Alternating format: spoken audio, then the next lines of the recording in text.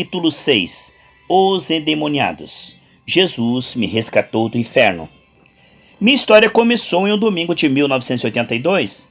Enquanto almoçava, senti como se alguém furasse os meus olhos. Isso me doeu terrivelmente. Parecia que tinha areia dentro das minhas pálpebras. Fui a diversos médicos oftalmologistas, mas eles não encontraram nenhuma enfermidade nos meus olhos. Porém, minha visão diminuía a cada dia.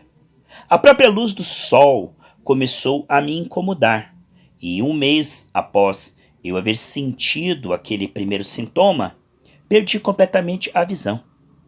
Em meio ao desespero, consultei um pai de santo que me disse que, com a ajuda de Deus, ele devolveria a saúde dos meus olhos. Naquele momento, eu não sabia que o Deus, com letra minúscula, a quem ele estava se referindo era Satanás. Acreditei, segui ao pé da letra as orientações daquele homem. Ele pediu que minha mãe providenciasse uma galinha branca, mel e 4 velas brancas. Voltei ao terreiro, levando o que ele pedira, e lá me vestiram com uma roupa branca e, em seguida, deram-me o que eles chamam de banho de sangue.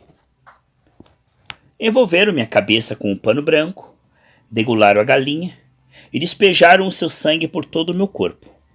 Eu não sabia nem me interessava pelo que estava acontecendo ali comigo. Só queria recuperar minha visão e para isso estava disposta a fazer qualquer coisa. Voltei para casa com o compromisso de regressar no dia seguinte, e assim eu fiz. Quando eu cheguei lá, eles colocaram mel sobre minha cabeça e me deram um banho de ervas que havia sido previamente preparadas. A partir dali comecei a recuperar a visão. O sol já não me incomodava e comecei a confiar naquelas pessoas. Porém, poucos dias depois observei que estava perdendo a memória.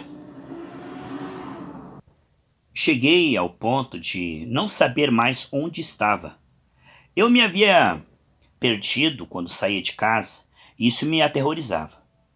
Por isso, certo dia regressei para ver o pai de santo.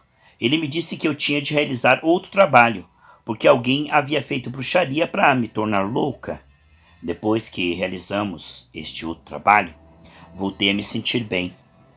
Algum tempo depois, resolvi trabalhar com aquele pai de santo, mas minha mãe se opôs, porque eu só tinha 14 anos.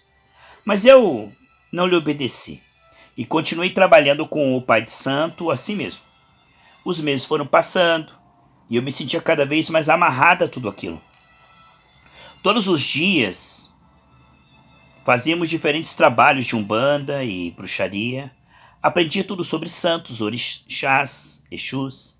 Aprendi o significado das diferentes cores nos trabalhos da umbanda, como se preparavam as bandejas para as oferendas, que velas deveriam ser usadas, de que cor e de que quantidade. Mais tarde explicaram-me tudo sobre os índios caboclos, os bonecos negros, que cigarros deveriam ser dados para que ele fumasse comigo e muitas outras coisas que eu prefiro não lembrar. Com o passar do tempo, o relacionamento amigável que me unia ao pai de santo acabou e eu me separei definitivamente dele. A partir dessa ruptura, o meu estado físico e espiritual se tornou catastrófico. Consequentemente, comecei a participar de sessões com um parapsicólogo, até que depois de alguns trabalhos senti-me bem outra vez. Em 1987, consultei um médico que me diagnosticou tosse convulsiva. Deram-me medicamentos, mas em vez de eu ficar curada, piorei.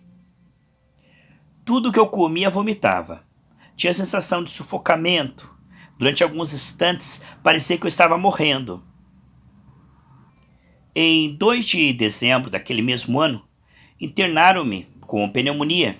Eu estava muito fraca e permaneci internada por 18 dias. Alguma coisa dentro de mim me falava constantemente. Eu sentia que me perseguiam. Ouvia ruídos estranhos, via algo que caminhava ao redor da minha cama e me aterrorizava. Eu não tinha em quem confiar. Quando contava às pessoas o que acontecia, elas riam e zombavam de mim. Achava que estava louca. Minhas forças desfaleciam. Até que um domingo, minha família me levou a assistir a campanha evangelística que o irmão Carlos Anaconda estava realizando em Buenos Aires. Quando o irmão Carlos começou a orar e repreender os demônios, eu caí sobre o gramado. Imediatamente me levaram para a tenda da libertação. Fui para lá me debatendo, mordendo, dando socos nos obreiros. Esses obreiros que estavam me conduzindo. E na segunda noite em que assisti ao trabalho, levaram-me de novo para a tenda da libertação e ali oraram por mim. Naquele momento eu vomitei pedaços de víbora e sapo e finalmente fui liberta. Hoje dou graças a Deus pelo seu infinito amor e misericórdia. Agradeço ao meu pastor que me orienta no caminho do nosso Senhor Jesus Cristo. Agradeço à minha família que teve de me suportar. Sim, durante todo o período em que vivi nas garras de Satanás. Libertei-me de todos os meus amuletos, colares e bonecos de bruxaria. Hoje sou realmente uma nova criatura, fiel a Jesus, que me resgatou do inferno em que eu vivia. Patrícia, Dom Torquato, Argentina. Campanha após campanha, centenas de pessoas se manifestam demonicamente. Cada dia, antes de pregar a palavra, eu oro repreendendo a todo espírito maligno que queira confundir e colocar obstáculo na mente para que as pessoas não escutem a mensagem do Evangelho.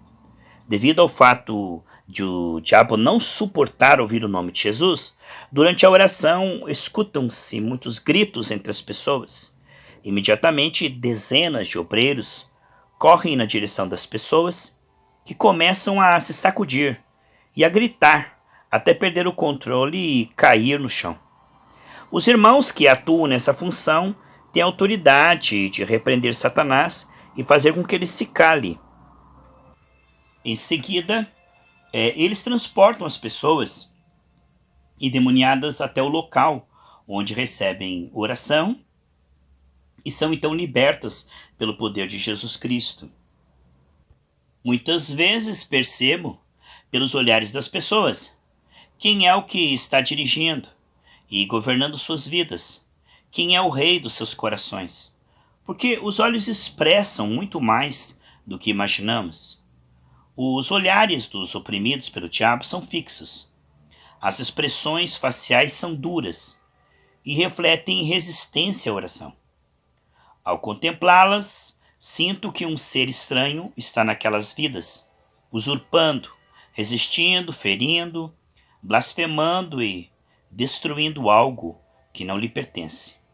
Mas Deus nos deu autoridade para expulsarmos os demônios da vida das pessoas. Em minha igreja, quando eu era novo convertido, se um endemoniado se manifestasse, todos nós entrávamos imediatamente em guerra contra o demônio. Agora pense o que aconteceria se você trabalhasse em uma fábrica e viesse o diretor, ou vice-diretor, ou o gerente, ou o subgerente, ou o encarregado de produção e o chefe de seção, e lhe dissesse, não, faça dessa maneira, não, dessa outra. Não é melhor fazer assim. Certamente você olharia para eles e lhe diria, perdoe-me, mas antes entre em acordo. E um de vocês diga exatamente o que é que eu tenho que fazer. Como eu faço essa tarefa? Porque se vocês me dão ordens todos juntos e de maneira diferente, eu não vou obedecer a nenhum.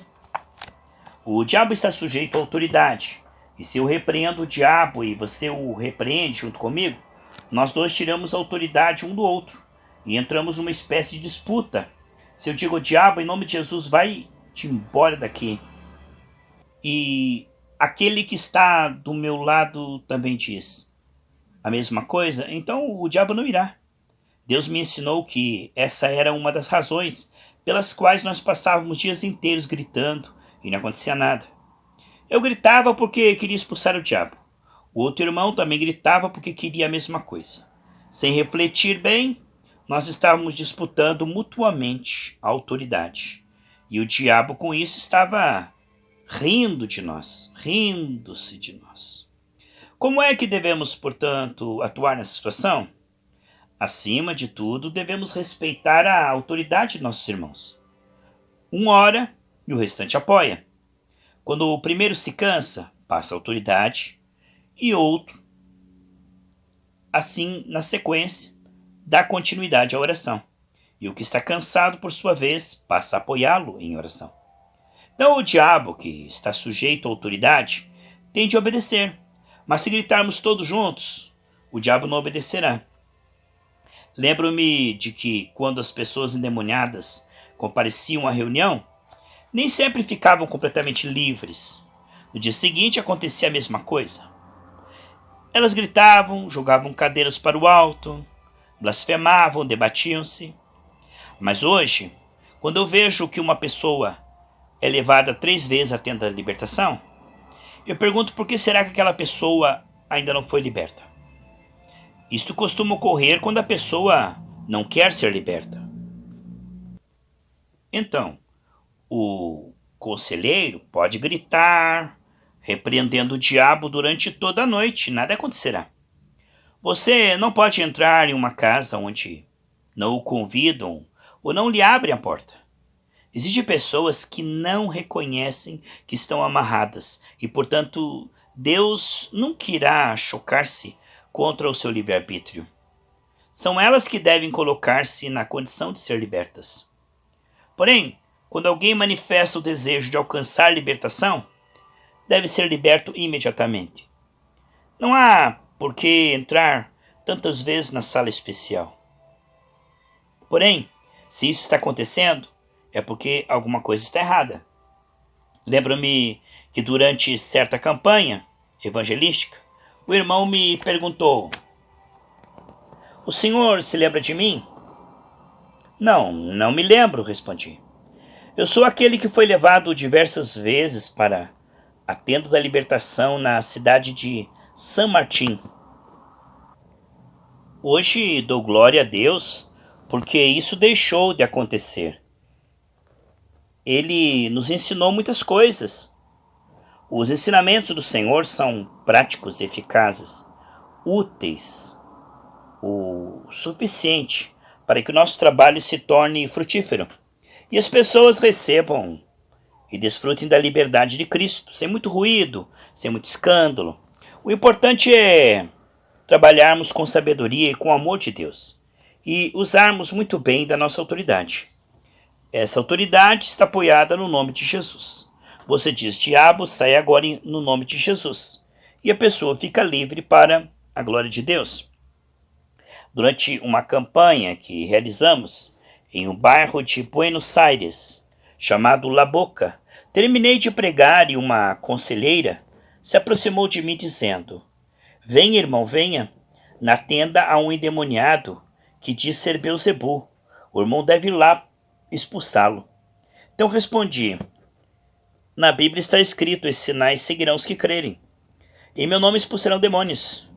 Portanto, a irmã tem toda a autoridade contra Satanás e contra todos os demônios." "Eu, irmão?" ela perguntou vacilante. "Sim."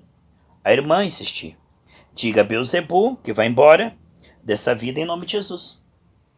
A irmã voltou para o local onde estava o endemoniado e, poucos minutos depois, regressou para me dizer: "Irmão, deu resultado. A pessoa ficou liberta agora." Glória a Deus! O poder está no nome de Jesus. Ele estava com aquela irmã e está com você. Jesus está conosco. Se nós crermos nele, teremos autoridade contra o poder das trevas. Mas é necessário dependermos inteiramente de Deus. De Deus. Muitas vezes o Espírito Santo nos revela algo que não sabíamos. Esse dom de discernimento, que pertence ao Espírito, permite que ele manifeste quando você lhe diz: "Senhor, o que está acontecendo?" E Deus revela. É porque ele quer que tenhamos uma vitória ali. Mas também deseja que aprendemos a depender dele. O diabo pode apossar-se de um membro de uma igreja, Essa é uma pergunta interessante. O diabo pode? Muitos dizem que não é bíblico, que isso não pode acontecer. Jesus disse à mulher encurvada, essa filha de Abraão. Ele a reconheceu como filha de Deus, alguém que cria em Deus. Mas tinha um demônio. Porém, cremos que um cristão cheio do Espírito Santo, que vive conforme a vontade de Deus e não pratica o pecado, não pode ficar endemoniado nem emaranhar-se em um problema de natureza espiritual. Sabemos que todo aquele que é nascido de Deus não vive pecando.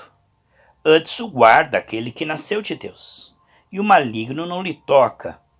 1 João 5,18. Mas aquele que vive em pecado, seja ou não membro ou líder de uma igreja cristã, abre portas para o diabo. Entre 30% e 40% das pessoas com problemas espirituais que receberam ministrações, durante as nossas cruzadas, são membros de igrejas evangélicas. Quando oramos por elas, eu não paro para perguntar ao Senhor por quê, e se ministro a bênção e a libertação de Deus diretamente sobre suas vidas. O Senhor me chamou para ajudar as pessoas a se tornarem livres, a estabelecer uma comunhão perfeita com Ele. Mas talvez você pergunte, como o demônio entrou nessas vidas? Essa pergunta tem sua razão de ser, pois devemos saber a resposta para fechar as portas e lançar fora Satanás, a fim de que ele não volte mais, não venha mais entrar nem atormentar essas vidas. Na maioria dos casos, esses problemas espirituais são originados da velha vida pecaminosa, de pactos não quebrados, de medo, ciúmes, ódio, rancores, amargura, desvios sexuais. Todas essas práticas, todos esses sentimentos resultam em algemas que não nos deixam desfrutar plenamente a vida espiritual. A alegria, a liberdade devem reinar nessas vidas e corações. O Senhor diz que Ele abençoará o seu povo com a sua paz.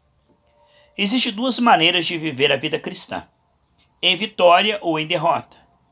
Essas duas maneiras dependem muito das pessoas. Se elas ocultam suas fraquezas, seus problemas e não confessam diante de Deus para receber ajuda e para terem as correntes quebradas em suas vidas, nunca desfrutarão de uma vitória duradoura. Enquanto me calei, envelheceram os meus ossos, pelo meu bramido o dia todo. Salmo 32:3. Certa noite, durante uma cruzada, cada vez que eu repreendia o diabo da plataforma, eu via ele se manifestar numa mulher que se sacudia com movimentos muito fortes. Em seguida, sempre acontecia a mesma coisa. Ela era levada para o local onde estavam os obreiros, ministrando a libertação, mas saía... Sim, ela sempre saía do mesmo jeito. Os conselheiros comentaram que há algum tempo havia aceitado ao Senhor, mas estava com vergonha de ir à igreja. Na noite seguinte, quando a mulher começou a sacudir-se, a gritar, o Espírito Santo colocou em meu coração a palavra aborto. Ele estava me revelando algo da vida daquela mulher. Finalmente eu me aproximei dela e lhe disse, você praticou um aborto e não confessou, não se arrependeu ainda. Confesse, se arrependa, Deus te perdoará. Naquela noite ela confessou chorando ter praticado 5 abortos. Ficou ali, pediu perdão, aos gritos. E Deus contemplou, E então ela encontrou libertação para a sua vida. Deus não só a libertou, mas naquela noite ela recebeu também o dom de falar em novas línguas. O homem compõe-se de 3 partes. O homem compõe-se de espírito, alma e corpo. Vejamos alguns detalhes de cada um deles. Espírito. A palavra de Deus nos diz que o espírito é como o vento. O vento sopra para onde quer. e ouves a sua voz, mas não sabes de onde vem, nem para onde vai. Assim todo aquele que é nascido do Espírito. João 3,8. Deus deu a cada um de nós, individualmente, um Espírito, que é o centro da vida da pessoa. O Espírito é o que diferencia o homem das demais criaturas viventes. Esta esfera do homem é a que recebe as manifestações divinas.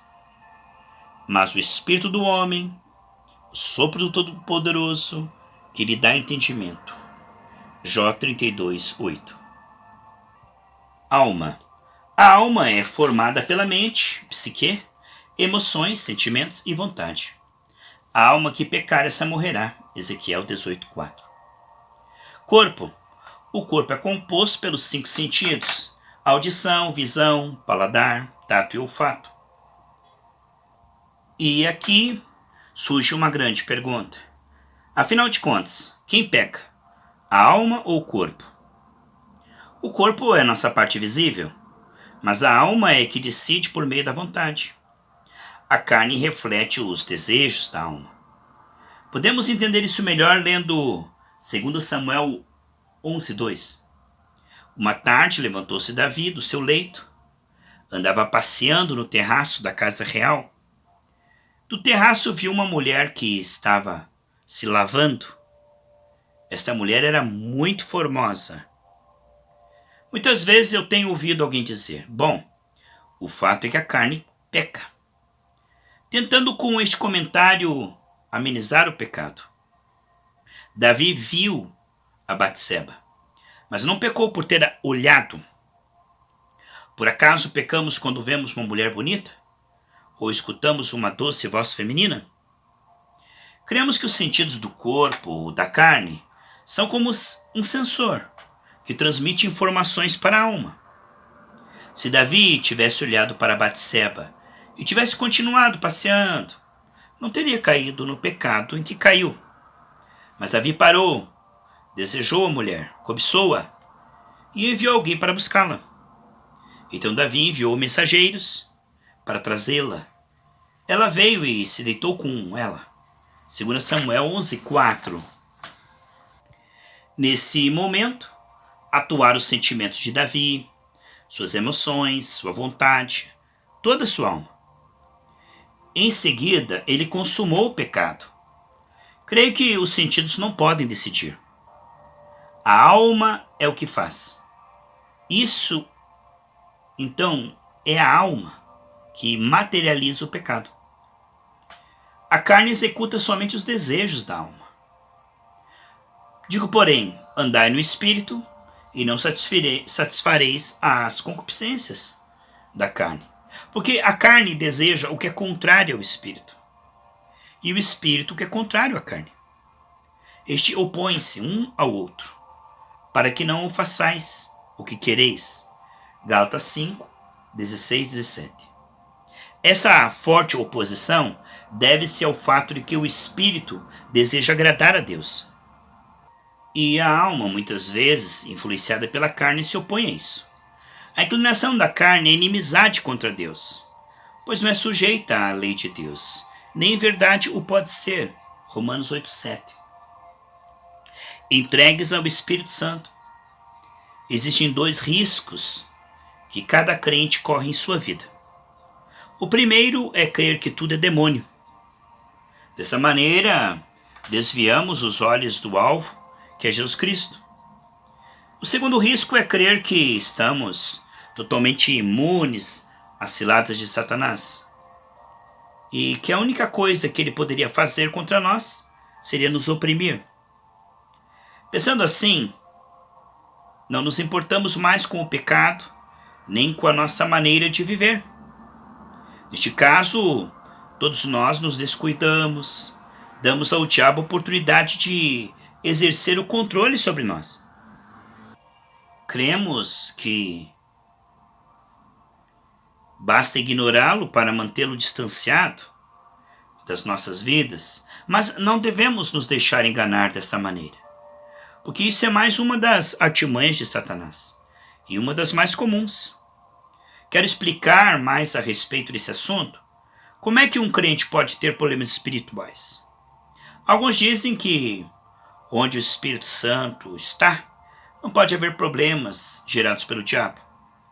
É verdade, mas não devemos esquecer que o homem é composto de corpo, alma e espírito. O Espírito Santo habita no espírito dos homens. Porque a palavra diz que o Espírito de Deus vem e torna-se um só com o espírito do homem. É neste ponto onde o Espírito Santo passa a governar as esferas de nossa vida. Emoções, sentimentos, vontades. Deus ocupa todo o lugar que nós lidamos. Mas há aspectos de nossa vida que demoramos anos para entregar ao Espírito Santo. Quando é que alguém está cheio do Espírito Santo? Quando ele governa todas as esferas da nossa vida. Então podemos dizer que a pessoa está cheia do Espírito Santo. E os seus frutos demonstrarão isto. Alguém que já entregou suas emoções, seus sentimentos e sua vontade a Cristo, demonstra ou expressa claramente o amor que existe dentro dele. Mas não é sempre assim.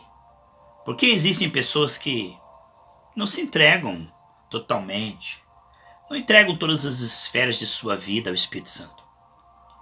E eu posso garantir que o Espírito Santo não entrará em luta com essas pessoas para tentar governar as esferas que não lhe foram entregues declaradamente.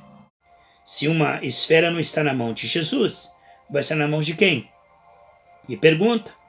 Entendo que Satanás pode governar partes da nossa alma, se nós o permitirmos que o faça. É aí que se travará a luta, porque o Espírito Santo não luta com a pessoa em relação ao seu livre-arbítrio.